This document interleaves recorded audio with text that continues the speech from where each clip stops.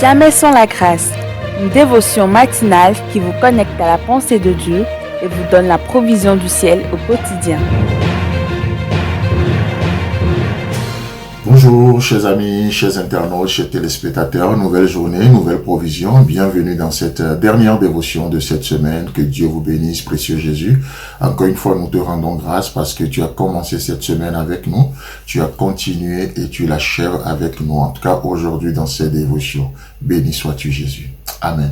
Alors, chers amis, chers internautes, merci encore une fois, merci pour vos partages, merci pour vos abonnements également, merci pour votre soutien pour cette émission, Jamais sans la grâce. Nous savons que c'est la grâce qui nous porte, n'est-ce pas? En tout cas, nous, à l'émission Jamais sans la grâce, moi personnellement, je le sais, chaque pas qui est posé, c'est porté par la grâce de Dieu. Chaque défi relevé, c'est porté par la grâce de Dieu. La grâce de Dieu est le sponsor officiel de cette émission. La grâce de Dieu est le sponsor officiel de nos vies, parce que nous réalisons que ce n'est point par la force, ce n'est pas la puissance, mais c'est par le Saint-Esprit, n'est-ce pas?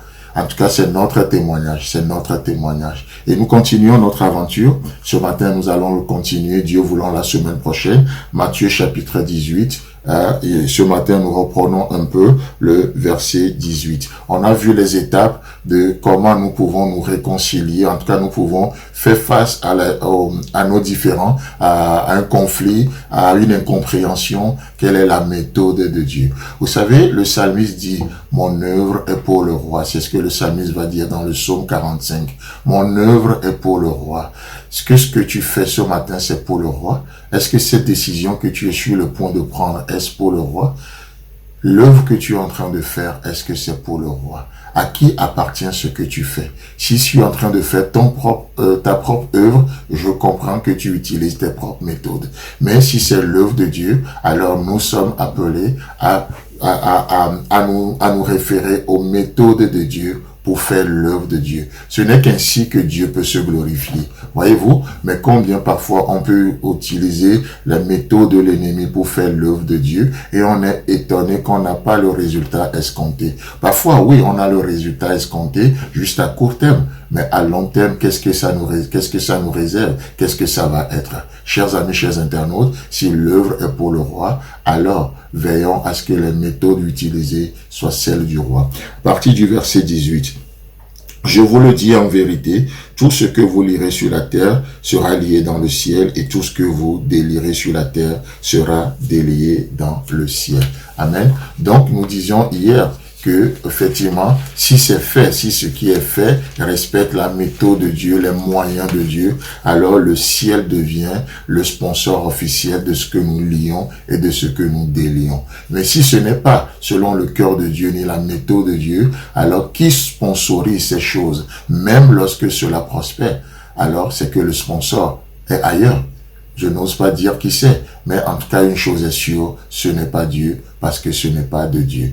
Dieu ne va jamais sponsoriser la chair. Dieu ne va jamais faire prospérer l'œuvre des ténèbres. D'ailleurs, c'est pour cette raison que il nous appelle non seulement à ne pas participer aux œuvres infructueuses des ténèbres, mais à les dénoncer, à nous opposer à cela, à ne pas faire de compromis avec ces œuvres-là. Voyez-vous? Et le verset 19 nous dit, et je vous dis encore que si 2 ou 3 d'entre vous s'accordent sur la terre pour demander une chose quelconque, elle leur sera accordée par mon Père qui est dans les cieux. Alléluia. C'est beau de voir que peut-être ce que nous demandons au nom de Jésus, on ne voit pas tout de suite la réponse parce que nous avons notre montre, nous avons notre temps et on se dit mais il faut que ça arrive à tel moment. Non, notre Dieu est le maître des circonstances et des temps. Il a son temps, il n'est jamais en retard, il n'arrive jamais trop tôt. Il a son temps, le temps fixé. Il a fixé un temps. Il a fixé un temps. Est-ce qu'on peut juste s'arrêter sur ça? Dieu fixe de nouveau un temps. Dans ta vie, Dieu a fixé des temps et des saisons. Tu ne les maîtrises pas, je ne les maîtrise pas. Mais je sais le cœur qui fixe les temps. Je sais les mains qui délimitent les choses dans ma vie. Ce sont les mêmes mains qui m'ont façonné. Et Dieu ne permettra pas que tu sois et que nous soyons tentés au-delà de nos forces, parce qu'il sait de quoi nous sommes faits et il nous connaît mieux que nous. Il connaît nos limites. Alors aujourd'hui, jamais sans la grâce. Sa grâce vous porte encore. Et je prie que cette même grâce vous soutienne, que cette même grâce vous énergise, que cette grâce soit votre force aujourd'hui, peu importe la faiblesse, peu importe les défis, que cette grâce vous porte et qu'elle continue de vous porter jusqu'à ce que Jésus-Christ ne revienne. Amen. Si vous avez aimé cette émission, parlez-en à vos amis. Parlez-leur du message de la grâce et de ce qu'il fait dans vos vies.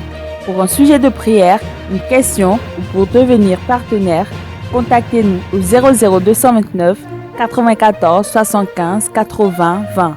Que Dieu vous bénisse et à la prochaine. En attendant, pensez avec Dieu.